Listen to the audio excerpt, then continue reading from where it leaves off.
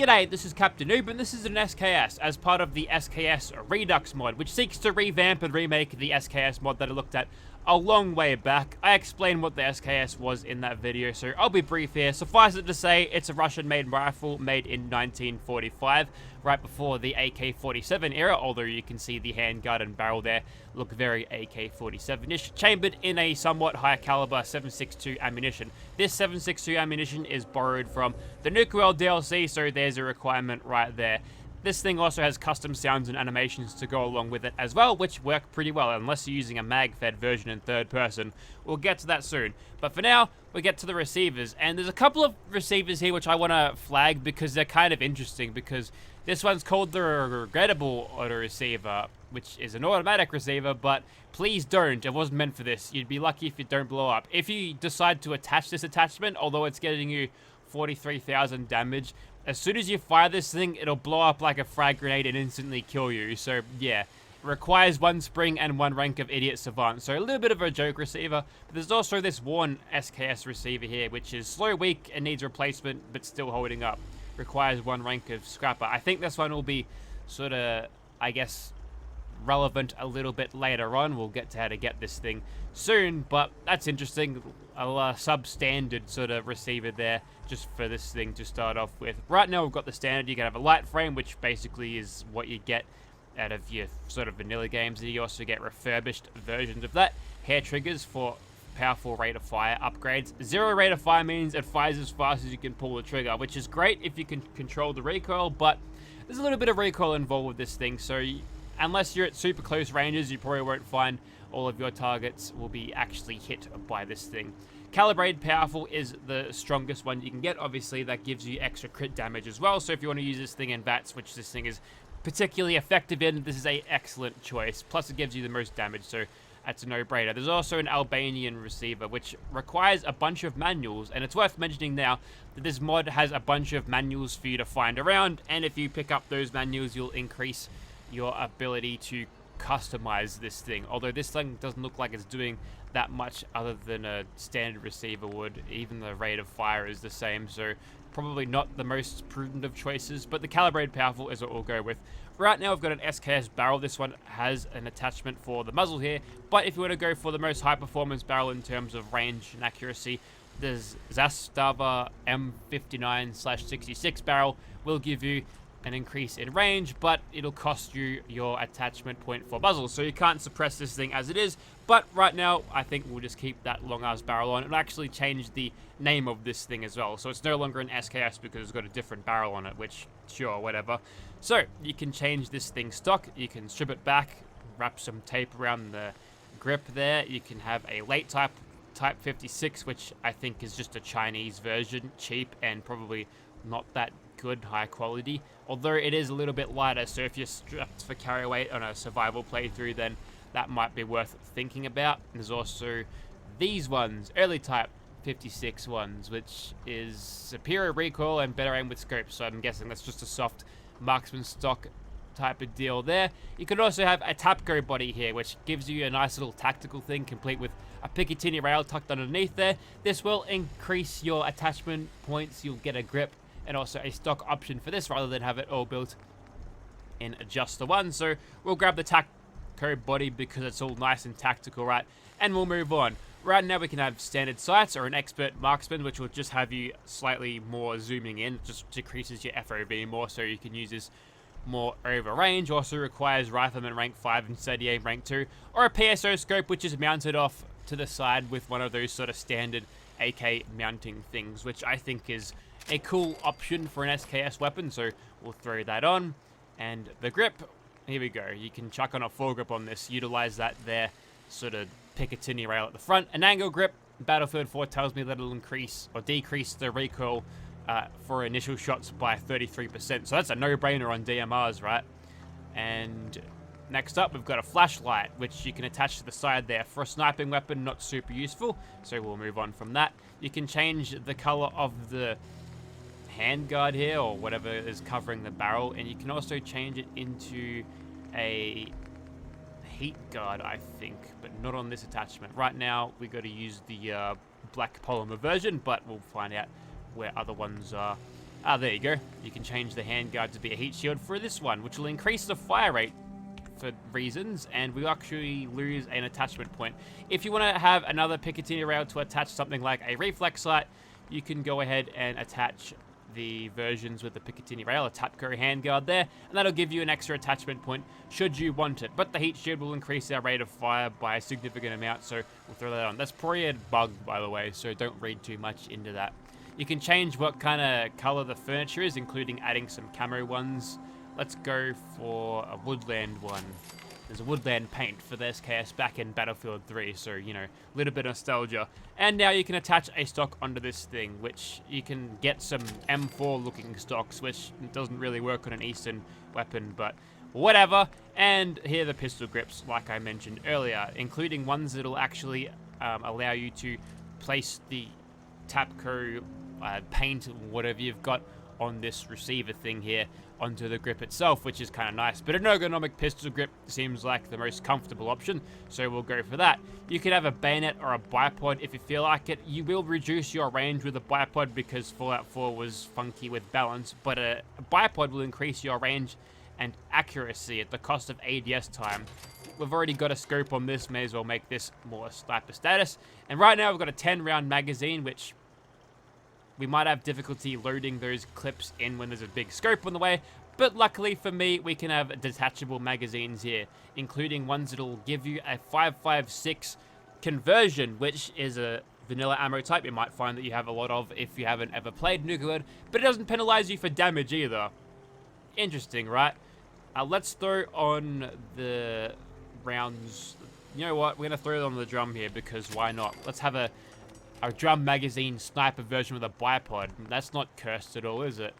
Anyways, there's also a laser here, which I scrolled past. If you do chuck on the laser, the weapon will just be pushed back to accommodate for that long-ass laser on the front. And that's kind of it for this one. I'm going to create a couple more of these, show you where to get them, and we'll get started. Okay, so here we are outside of Nordhagen Beach. That's the settlement over there. There's the wreck of the USS something or other, and the Pridwin is over there. Map reference is right here, and oh, it's Libertalia. That's the boat name. And here we find some shipping crates, and just like the pre-Redux mod version of this, we can find some raiders around here, and the crates are full of SKSs and also game crashes. Lovely. Okay, we'll try this again. Completely whiffed that guy. This communist-made weapon, it's not as accurate as you'd like it to be. Also, that's the reload for the drum magazine, by the way. Yeah, there's some issues here, but anyways, yeah, we've got also the bayonets as well. A bunch of SKSs, ruined SKSs, which look to be some sort of junk models of this, but you'll find the occasional weapon here to utilize. So we'll find some of the non-broken ones, scrap the broken ones for parts, and then we'll go ahead and get some more SKSs in the inventory. Yes. Also worth mentioning, in the back of one of these crates, you'll find these ammo safes with 240 ammo each. All of these were master locked except for this bottom corner one. That one was expert locked. So if you've got lock picking, then you can get a lot of ammo for these things, which is good news. Righto, so welcome to the Immersive Gunners Plaza. We've already seen this particular SKS in first person, but this reload discrepancy is just kind of a thing by itself. It might be due to the scope, because this is a regular magazine. This thing reloads properly, and my tactical one with a holographic sight suppressor and a vertical foregrip, this drum magazine reloads fine as well. So maybe there's some keywords that have been shuffled around, or maybe I've broken something, but I think there's just a little bit of work that needs to be done just to tighten up those things. But unfortunately, again, in third person, it all seems to be the clip-based reload, which that might be just animation limitations or just more keyword nonsense. But enough about that. Let's get started. Now, what we'll do is we'll go to the trailer of Infinite Stealth here. Try not to hit myself in the face with this gigantic scope. And we shall begin. Bunch of gunners standing around there, all sort of packed tightly together, and we can make pretty good use out of that. Now, as you saw earlier on the beach, the spread on this thing is not perfect most of the time, But the amount of volume of fire you can get out of this, and I just copped a M84 glist up to the knee there, I think. Skyrim gods can't complain about that. Yeah, just the little bit of spread on this thing sometimes can throw your aim out, but through sheer volume of fire, most of the time you can probably just get the job done anyway. You can keep the scope pretty much well centered on these guys. Some of the time, you're just not gonna hit. I don't have enough data or calculation in my brain to process exactly how much of the time you ought to miss your target, but it is fairly significant, I believe. You kind of want all of your bullets to hit the intended target, and when they're not, it can be sort of frustrating, but the gun gets around that in its form of gigantic magazines. Now, that was all just the standard scoped version, which I believe is... We're sort of pushing it here, so we'll switch to something else here. This one's the suppressed variant. As spammable, slightly more jarring to have the receiver sort of pushed into your face. And if you don't like that, switch to third person, and you'll have yourself a pretty clear line of sight to whatever target that you're shooting at, which is great. Although I must admit, I think the clip-based third-person animation takes far longer to reload than the standard magazine animation in third person. But the fun doesn't stop there. We'll switch over to the super tactical variant now, and we'll zoom out on the third person camera because I want to show you something that I noticed that I thought was kind of charming before I get killed and shot by that guy. Just watch the legs when I'm firing this thing. Check out this moonwalk. How awesome is that? Okay, I'm not actually seeing what I'm shooting at, but I think I picked up a kill there as Tactical runs in and tries to valiantly save Lily, and nah, it's not working, buddy. He goes down in the end. But yeah, this is looking through the tactical version here. You can do a little bit of a sort of moonwalk when firing this thing, which, you know, gives you extra swagger points, I think. I quite like that quite a lot. Whether it's a bug or a feature, I don't care. There's a little bit of charm into that. I don't know, I'm not going to hold it against the weapon mod for doing something like that. But back to business. This one's a paratrooper variant, back to unsuppressed now. And I do believe we've hit nerd rage threshold, so sometimes you just get to activate that by yourself because the game doesn't immediately notice. So what we'll do is we'll get nice and close to these guys, activate the slow motion, and try to flatten as many of them with the bullets as fast as possible, which might be a little bit difficult.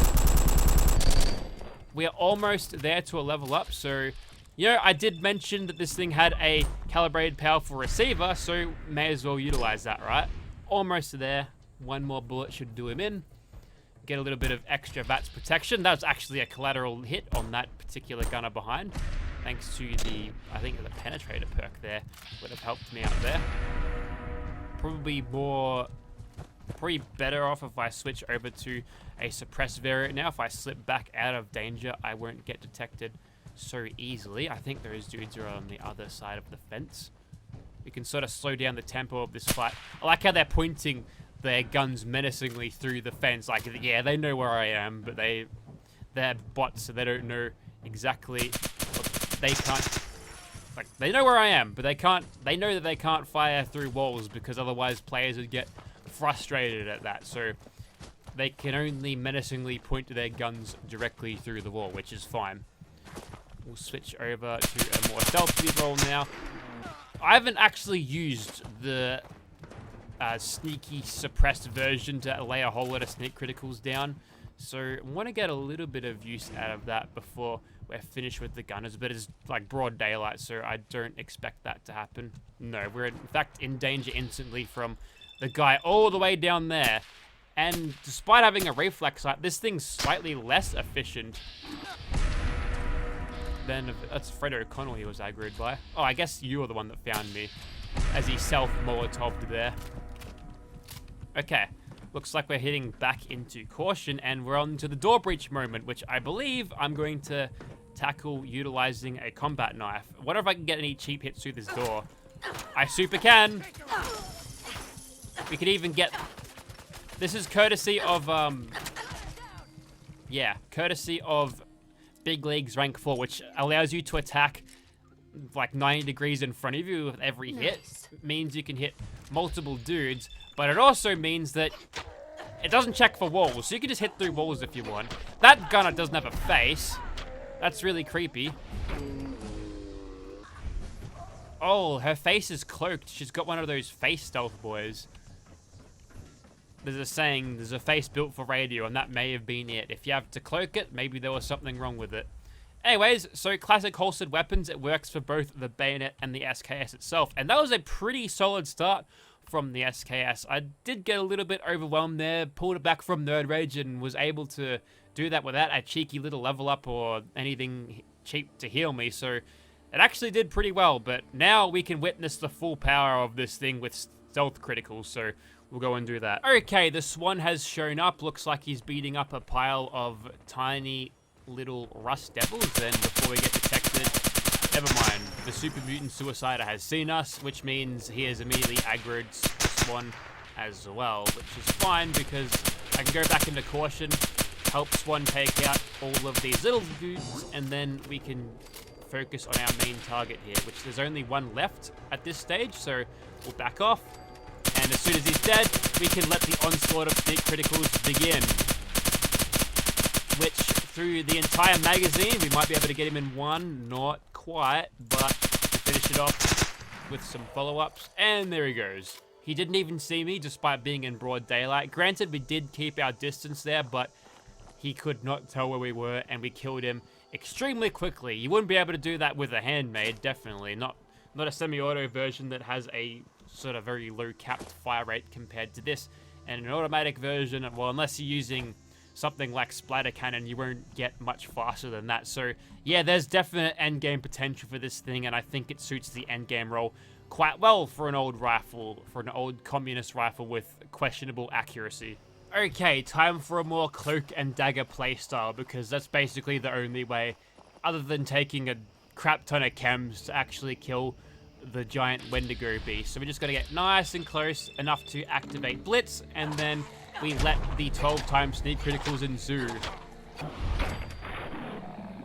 And in slow motion, he goes down, leans over a stop sign, and we've barely used any of our AP bar there. Is that like a T-pose, death pose thing there? It only works if you're vertically up, mate. And I suppose we'll just use this time to chop up some little buggy dudes. Oh, never mind, the game will crash again. Alright, so I think that'll about do it for the SKS. So it's a pretty robust weapon mod, a little bit rough around the edges. The animations are, although custom, not the best that I've seen, but I think any custom animation is worthy of praise regardless of how I subjectively feel about it. The level disintegration is pretty nice, and all of that extra bonus content that I didn't get to, like, I implore you to download this mod for yourself if you're interested and find out exactly how much extra bonus content you'll find with this thing, because I think you'll be surprised with what you get. So anyways, if you are interested in this weapon, check out the link in the description. It'll be down there if there's an Xbox variant of this, or at least for the old version of the SKS. I'll be throwing that down in the description as well. Check this mod out, it's really good. I highly recommend you downloading it. And on that note, thank you very much for watching, guys.